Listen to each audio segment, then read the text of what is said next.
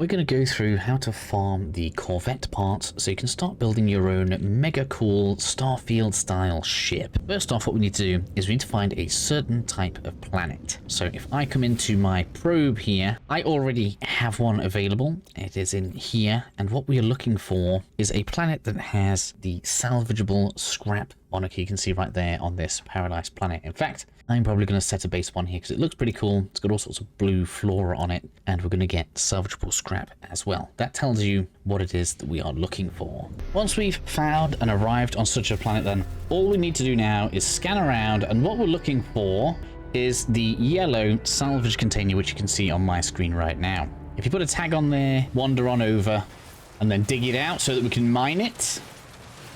You take off the sides, and then you get the central piece.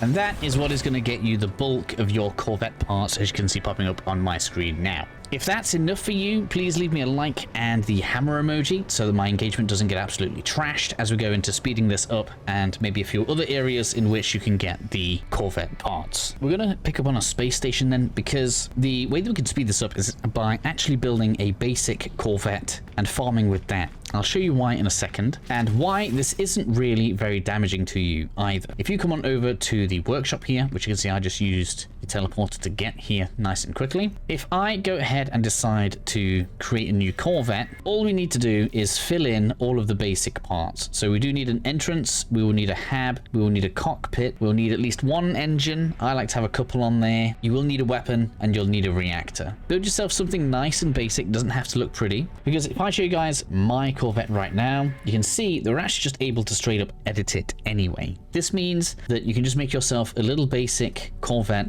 that you don't really care about the shape of it, and then later on you're going to be able to edit it. This gives us two huge advantages. One, we don't need to care about how it looks right now, just whack some engines on there, all the basics. And it also means that you can go ahead and use your credits to get all of the cargo unlocked and all of its technology spots unlocked, which means you can start speeding it up with some upgrades, and you can use the actual ship itself to start storing the parts that you want to use. Additionally, if we bring it along with us onto the planet that we want to start farming it at, you can see we can actually keep the ship still. That means if I decide to dismount from the cockpit and then start scanning, you can see that we can actually already mark one of the containers, which means we can make this much faster for ourselves. As you can see, I can mark this straight through the walls. I believe we need to be out of the cockpit, although that doesn't seem to bother me right now. Additionally, we can now maneuver ourselves to the container, and provided it's close enough to the surface, so we'll take a few shots, and if we see numbers, that means we can farm it straight from the air, meaning that we can then just hop back into the ship here and mark the next one so that we can just absolutely fill up on Corvette parts. Something that I like to do is make sure that I know my general direction. So for example, I'm going to choose to continually head west. That way, if I don't have any left on my visor, I'm going to continue heading west. The reason for that is I don't want to go around in circles and start running out of nodes to farm.